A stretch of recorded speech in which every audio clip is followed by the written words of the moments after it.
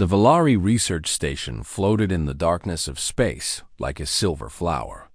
Its long metal arms stretched out in all directions, covered with windows that glowed with soft blue light. Inside those walls, 300 scientists worked on their experiments. They studied stars and planets and the strange gases of the Corvin Nebula. They were peaceful creatures who had never known war. Commander Lyris stood at the center of the main control room. She was tall and thin, with a body like a glass insect. Her shell was pale green, almost see-through, and her large eyes reflected the light of a dozen screens. She had commanded this station for 12 years. In all that time, nothing bad had ever happened here. The station was too far from anything important, too small to matter. That changed in a single moment. The alarm started screaming. Red lights flashed across every wall. Lyris turned to her sensor officer, a young Valari named Torres, whose hands were shaking so badly he could barely read his screen. "What is it?" Lyris asked. Her voice was calm, but inside her chest, her 3 hearts were beating fast. "Ships," Torres said. 5 of them. They came out of hyperspace on the far side of the nebula. He looked up at her with terror in his eyes. "Commander, they are Kreth." The word sent ice through every soul on the station. The Kreth were raiders, hunters. They came from a dying empire on the far edge of the galaxy, and they survived by taking what they wanted from others. They attacked stations and colonies that could not fight back. They took prisoners and sold them as slaves. They showed no mercy to anyone. Lyris felt her legs go weak, but she forced herself to stand tall. Her people were watching her. They needed her to be strong. "How long until they reach us?" she asked. 20 minutes. Maybe less. 20 minutes. That was not enough time to do anything. The station had no weapons. The Valari did not believe in weapons. They had small security officers with stun rods, meant to break up arguments between scientists. Against Kreth warriors in battle armor, those rods would be useless. Lyris looked around the control room. She saw her people, their thin bodies trembling, their antennae pressed flat against their heads in fear. She thought of the young ones in the lower levels, the students who had come here to learn about the universe. She thought of old Professor Maris, who had spent 50 years studying the nebula's gases. She thought of all the lives that would end today.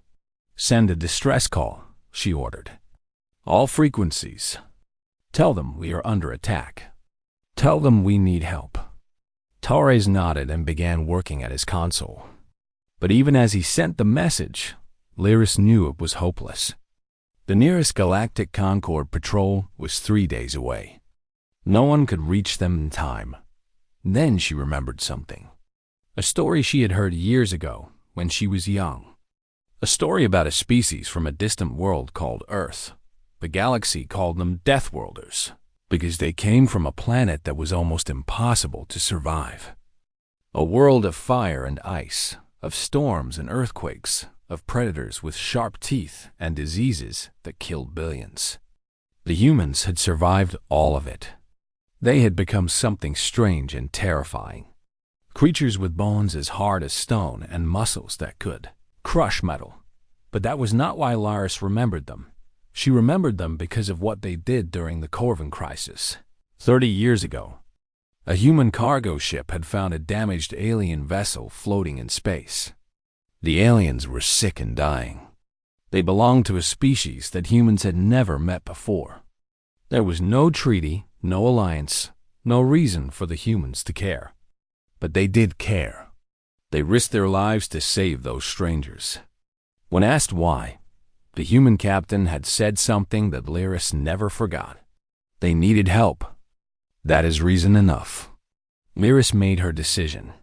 She walked to the communication console and pushed Torres gently aside. Her fingers moved across the controls until she found a frequency that most species in the galaxy never used. The Human Emergency Channel. "This is Commander Lyris of the Research Station Harmony's Grace," she said. Her voice was shaking now. She did not try to hide it. "We are under attack by Kreth raiders. 300 souls are aboard this station. We have no weapons. We cannot defend ourselves. Any human vessels in range, please respond. We need help, please." She sent the message and then sent it again. And again. She did not know if anyone was listening. She did not know if any humans were close enough to hear. But it was the only hope she had left out far across the sector. A small cargo ship called the Dusty Road was moving through empty space. It was an old ship, dented and scarred from years of hard work. The paint on its hull was faded, and one of its engine lights kept flickering on and off. It was not a warship. It was not a rescue vessel. It was just a freighter carrying machine parts from one station to another. Captain Jake Marino sat in the pilot's chair with his boots up on the console. He was a big man with gray hair and a thick beard. His face had deep lines from years of squinting at stars, and his hands were rough from decades of work. He had served in the Earth Defense Fleet when he was young, but that was a long time ago. Now he was just a hauler, moving cargo and minding his own business. The radio crackled with static. Jake opened one eye and looked at the speaker. Probably just some distant signal bouncing off the nebula. Nothing important. Then he heard the voice. Thin and scared, speaking broken English with a strange accent. Asking for help. Begging for help. Jake sat up straight. His boots hit the floor with a heavy thud. He listened to the message again, then a third time. Kreth raiders. 300 people. No weapons. He thought about ignoring it. This was not his problem. He was one man with an old ship and a small crew. What could he possibly do against Kreth warships? But then he thought about his grandfather, who had been a firefighter back on Earth. His grandfather used to say that the world was divided into two kinds of people, those who run away from trouble and those who run toward it. Jake had spent his whole life trying to be the second kind. He reached for the communication controls and opened a channel to the nearest human. Outpost. This is Jake Marino on the Dusty Road. Someone just called for help. I am going to answer. Tell the wolves to wake up. We have work to do. Then he turned his ship toward the Corvin Nebula and pushed the engines as hard as they would go. The message spread through human space like fire through dry grass. Station operators passed it to patrol ships. Patrol ships passed it to command centers. Command centers passed it to admirals and generals and anyone who would listen. Within 1 hour, every human outpost in the sector knew that someone had called for help. On Titan Station, deep in the orbit of Saturn, Admiral Cora Vance was sitting in her office reviewing reports. She was 63 years old, with gray hair pulled back in a tight knot and eyes the color of cold steel. She had fought in 3 wars and commanded ships that carried enough firepower to crack planets in half. But today was supposed to be a quiet day. Just paperwork and meetings. Her aide, a young officer named Tommy Park, knocked on her door and entered without waiting for permission. His face was pale. Admiral, we have a situation. Cora looked up from her reports. She had known Tommy for 2 years. He was a calm young man who never panicked. But right now, his hands were shaking. Tell me, she said. Tommy explained everything. The distress call from the Valari station. The Kreth raiders. The 300 scientists with no way to defend themselves. And the civilian freighter captain who was flying toward the danger instead of away from it. Cora listened without speaking. When Tommy finished, she stood up and walked to the window. Outside, the rings of Saturn stretched across the darkness like a river of light. Somewhere out there, beyond those rings, beyond the sun, a tiny station was waiting to die. Contact Captain Danny Reeves on the Ironclad, she said. Her voice was calm and steady. Tell him to gather every ship within jump range. I want a response force ready in 4 hours. Tommy nodded and hurried out of the room.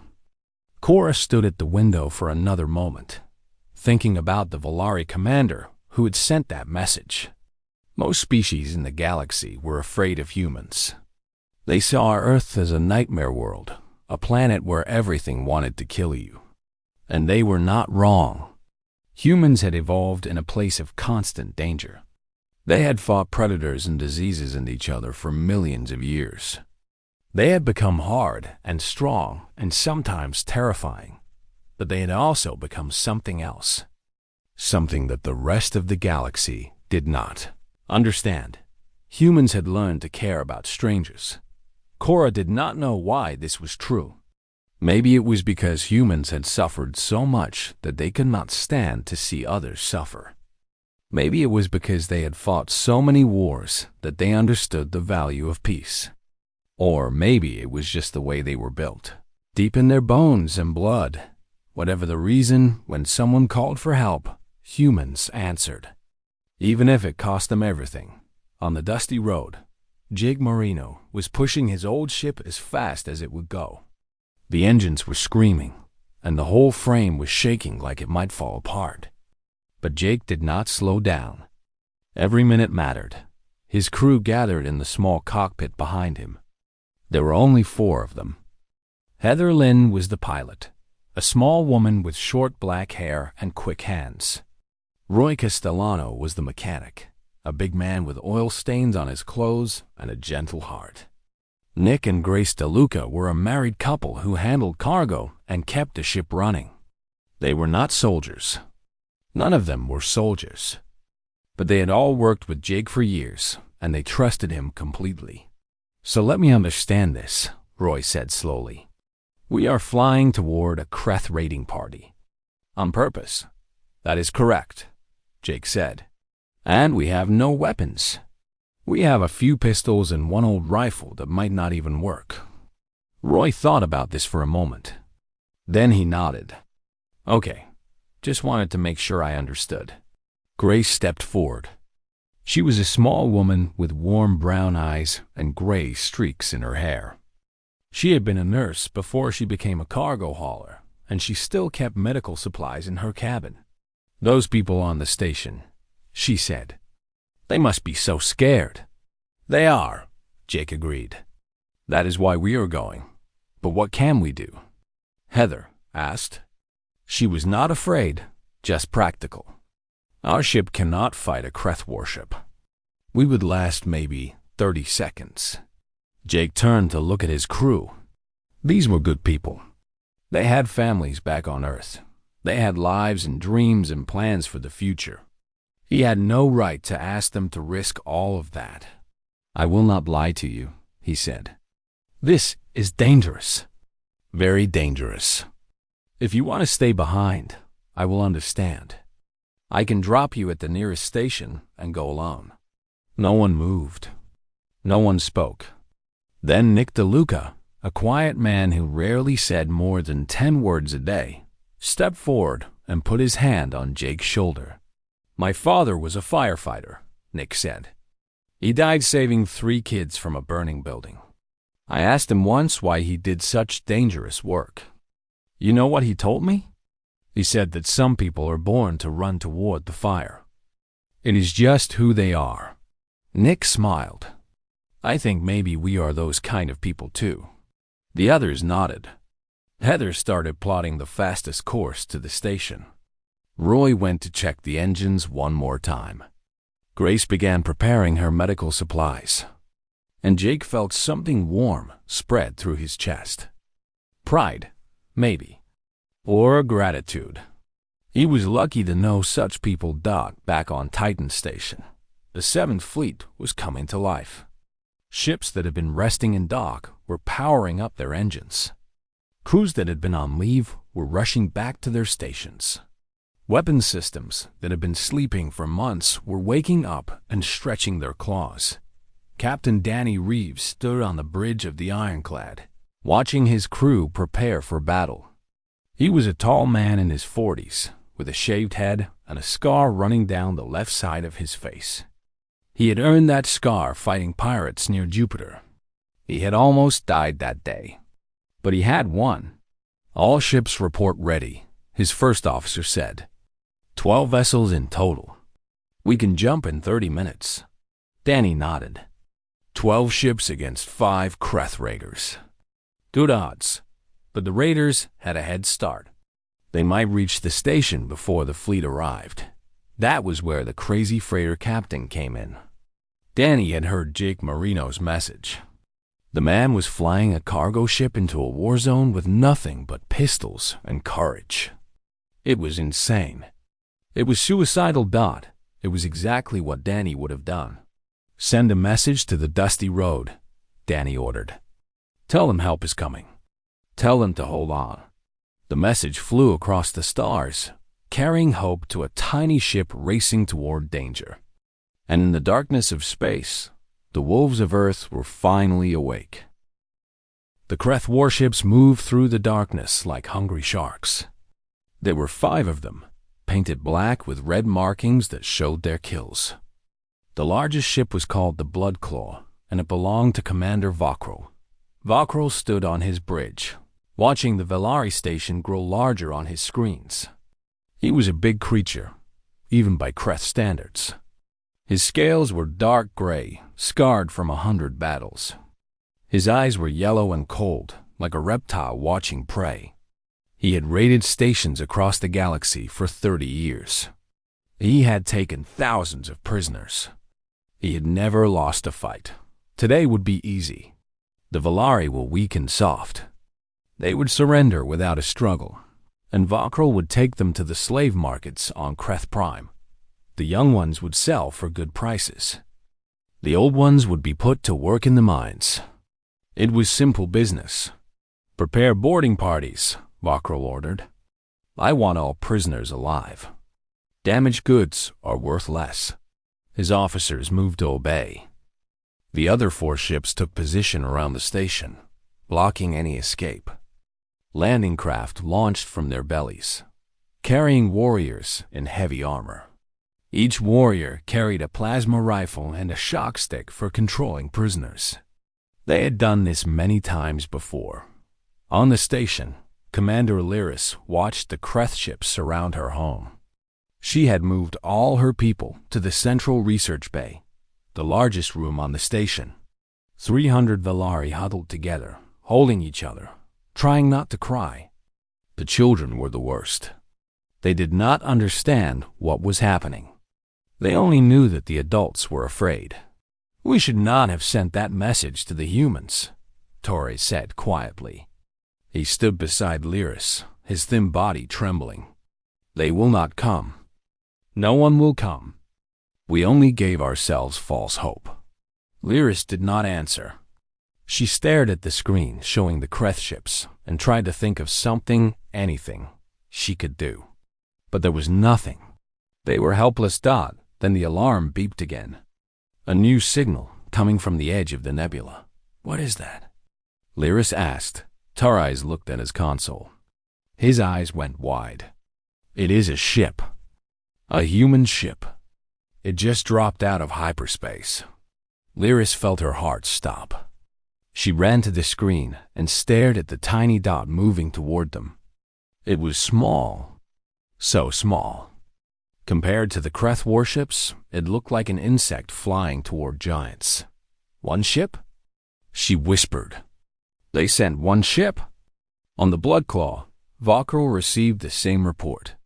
He looked at his tactical display and saw the human vessel approaching. It was a cargo freighter, old and slow, with no visible weapons. He almost laughed. "One human ship," he said. "Do they think this is a joke? Should we destroy it, Commander?" His weapons officer asked. Vakril thought for a moment. Humans were dangerous. Everyone knew that. They came from a world that killed most species within hours. They had reflexes twice as fast as Kreth warriors and could survive wounds that would kill anyone else. But one cargo ship against 5 warships? That was not a fight. That was a waste of time.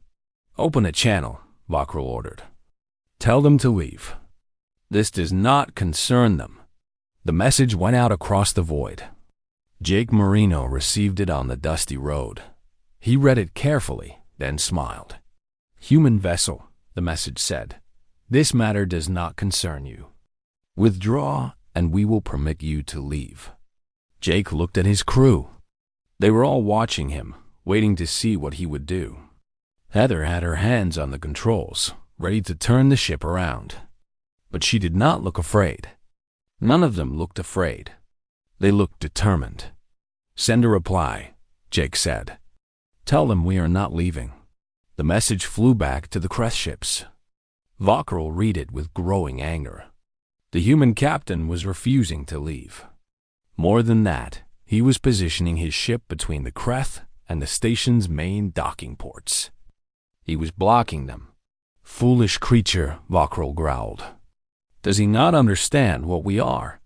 But somewhere deep in Vokril's mind, a small voice whispered a warning. He had heard stories about humans. Stories that made even Creth warriors nervous. Stories about what happened when you threatened something a human cared about. On the station, Lyris watched the tiny human ship take position in front of the docking ports. She could not believe what she was seeing. This ship had no chance against the Creth. None at all. And yet there it was, standing between her people and death. Why? She whispered. Why would they do this? She opened a channel to the human ship.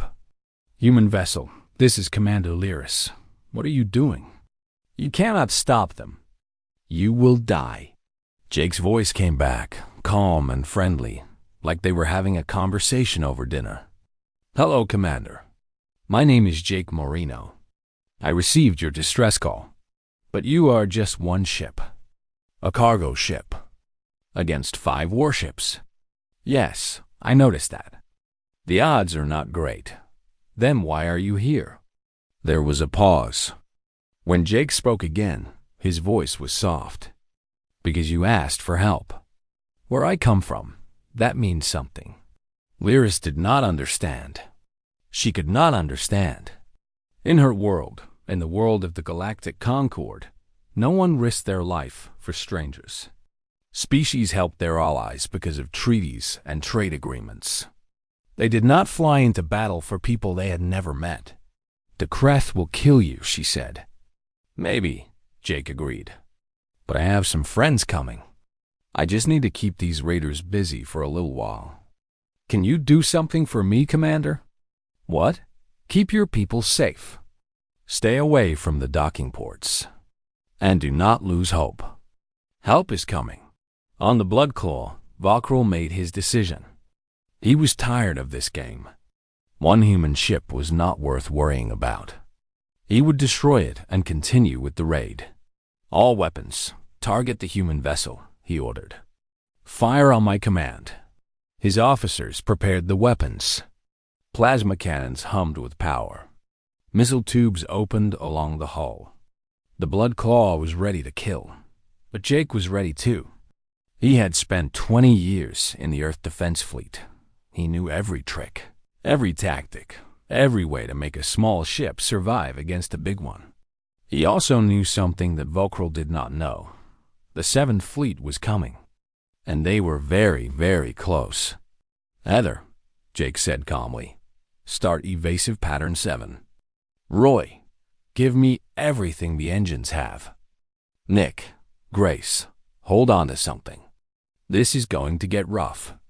The dusty road shot forward, dancing through space like a leaf in a storm. The Creth opened fire, but Jake was already moving, spinning his ship through the plasma blasts with skill that came from decades of practice. He was not trying to win. He was trying to survive. Every second he stayed alive was another second for the fleet to arrive. And somewhere in the darkness, 12 human warships were burning toward them at impossible speed. The dusty road twisted and turned through a storm of plasma fire. Jake's hands moved across the controls with speed that came from years of training. His old cargo ship was never built for combat, but Jake flew it like a fighter, using every trick he knew to stay alive. Left engine is overheating, Roy called from the back. His voice was tight with worry. We cannot keep this up much longer. Just a little more, Jake said. Keep her flying, Roy. That is all I ask. Outside, the Kreth ships were growing frustrated. Valkyr had expected to destroy the human freighter in seconds. Instead, the tiny ship kept dodging, kept dancing, kept refusing to die. It was embarrassing. It was infuriating. Why cannot you hit one small ship? Valkyr shouted at his weapons officer. The human is too fast, Commander. He predicts our shots before we fire. Valkyr slammed his fist against his chair. This was taking too long. Every minute they spent chasing this freighter was a minute wasted. He needed those Valari prisoners. He needed to finish this raid and leave before anyone else showed up. Forget the human, Valkyr ordered. Continue the boarding. We will deal with him later. The Kreth landing craft resumed their approach to the station.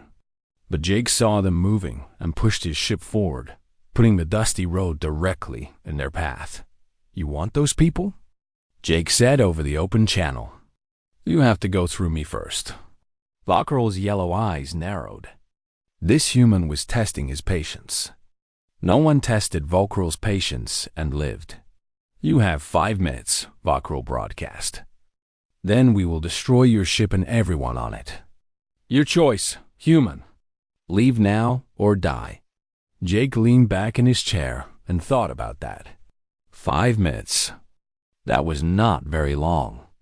But Danny Reeves had sent a message saying the fleet was close. Maybe 5 minutes was enough? You know, Jake said casually over the channel, I have always found threats boring. Let me tell you a story instead. On the Bloodclaw, Valkyr blinked in confusion. What? A story, Jake repeated. About my grandfather. He was a firefighter back on Earth. Do you know what a firefighter is? They are people who run into burning buildings to save strangers. Most species think that is crazy, but humans do it all the time. Valkyr stared at his screen, not sure what to say. Was this human insane? My grandfather died saving a family he had never met, Jake continued. 3 children and their mother. The building collapsed on him while he was carrying the youngest kid out. But he got that kid out first. He made sure of that. On the station, Lyris and her people were listening to the broadcast. They did not understand everything the human was saying, but they understood the feeling behind it. This man was not afraid. Or maybe he was afraid, but he was not going to let fear stop him. After he died, Jake said, I asked my grandmother why he did it.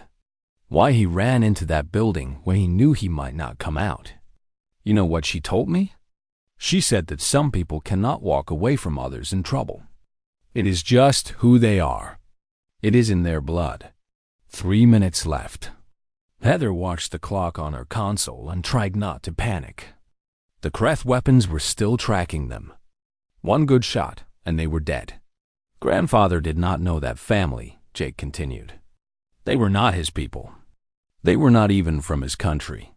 But it did not matter. They needed help, and he could help. That was enough. 2 minutes. Roy was down in the engine room, holding parts together with his bare hands, praying they would not explode. So when you ask me why I am here, Jake said, the answer is simple.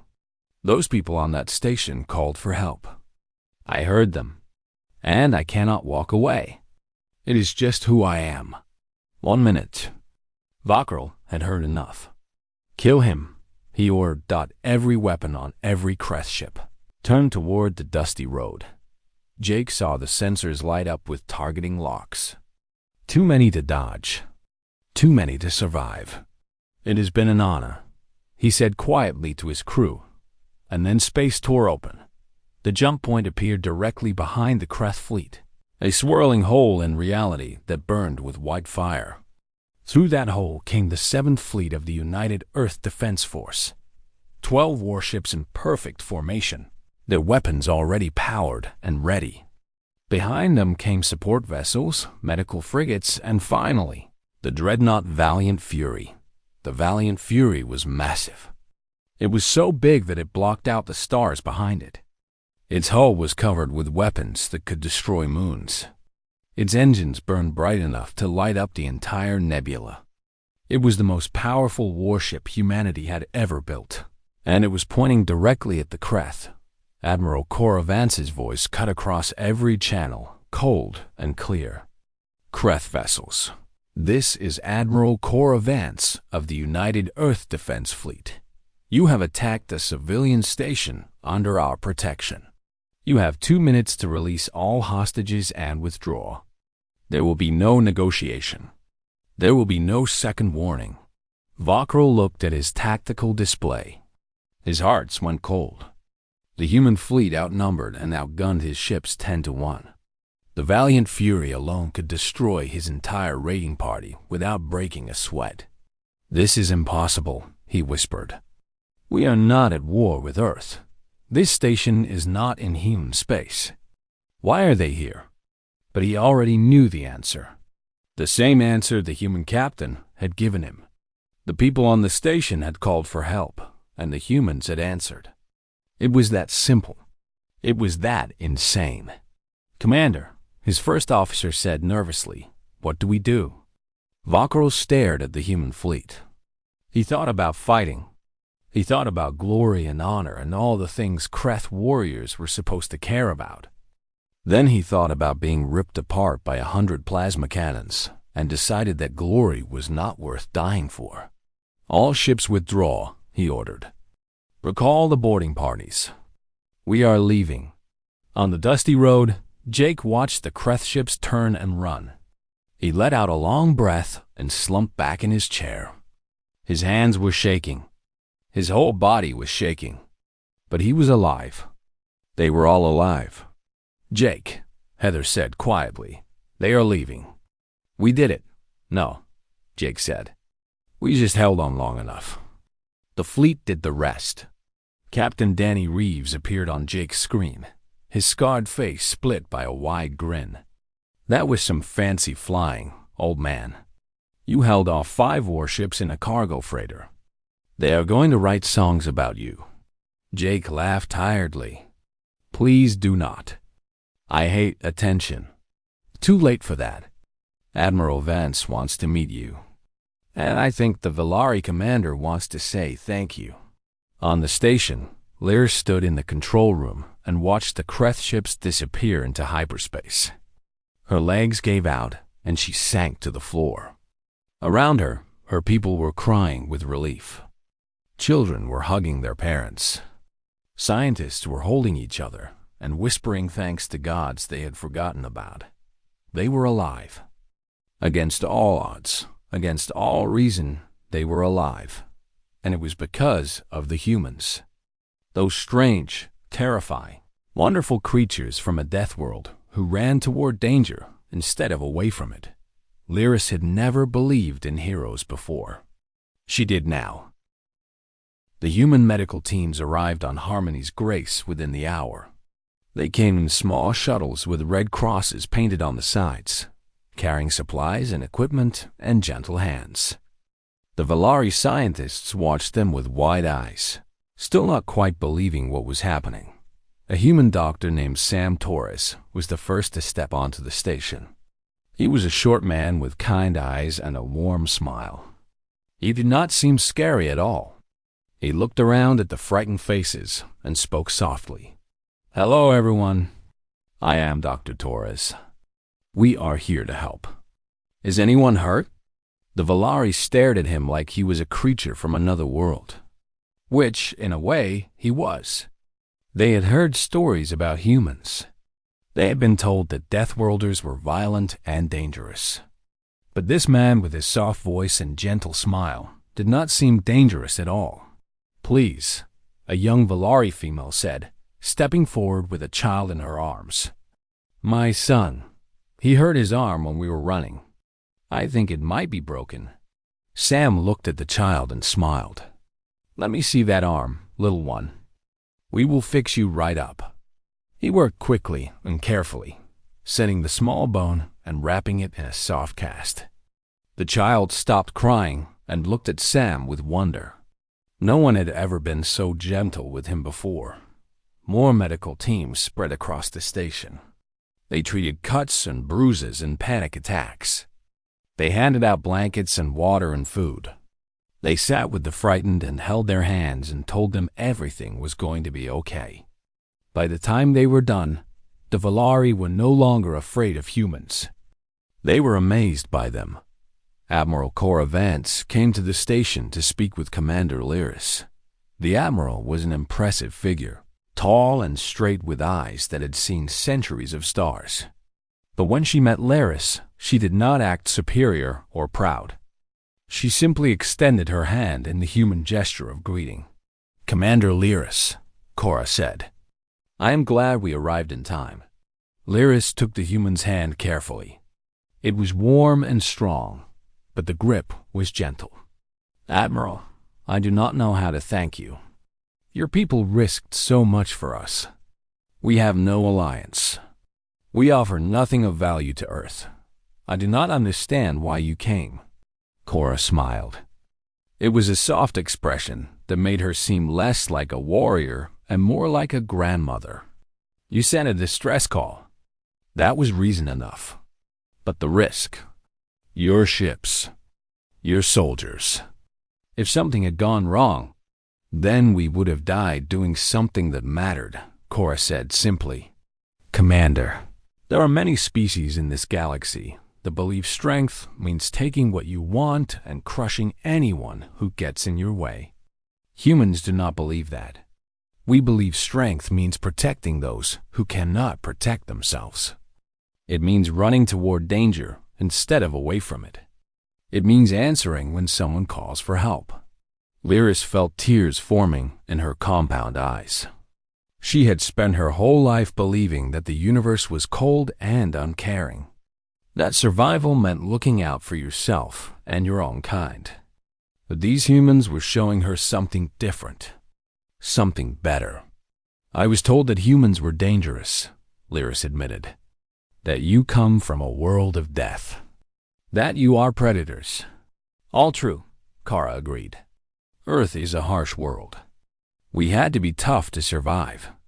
But we also had to learn something else. We had to learn that working together makes everyone stronger. We had to learn compassion. Compassion for strangers? Especially for strangers. Anyone can help their friends. The real test of character is helping people you have never met and may never see again." Jake Marino was brought to the station later that day. He looked exhausted, with dark circles under his eyes and hands that still shook slightly from the adrenaline. His crew came with him, looking equally tired but smiling wide. Lyris approached him with something close to reverence. "You are Captain Marino, the one who came first." Jake shifted uncomfortably. He was not good with attention. "I just happened to be close." Anyone would have done the same. "No," Lyris said firmly. "They would not. I have lived in this galaxy for a long time, Captain. I have met many species. Most would have ignored our call. Some might have come to watch the attack from a safe distance. Only humans would fly a cargo ship into a war zone to stand between us and death." Jake did not know what to say to that. Grace DeLuca stepped forward and put her hand on his shoulder. "He does not like to talk about himself," Grace said. "But he's a good man. All humans try to be good. We do not always succeed, but we try."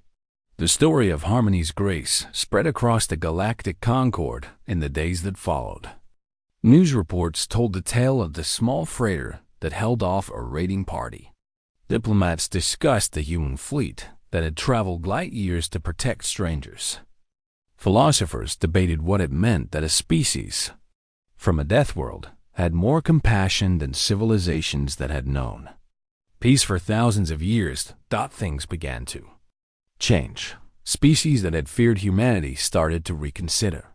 Yes, humans were terrifying. Yes, they came from a planet that would kill most other beings within hours. But perhaps that was exactly why they were so remarkable. They had survived the worst that the universe could throw at them, and instead of becoming monsters, they had become protectors.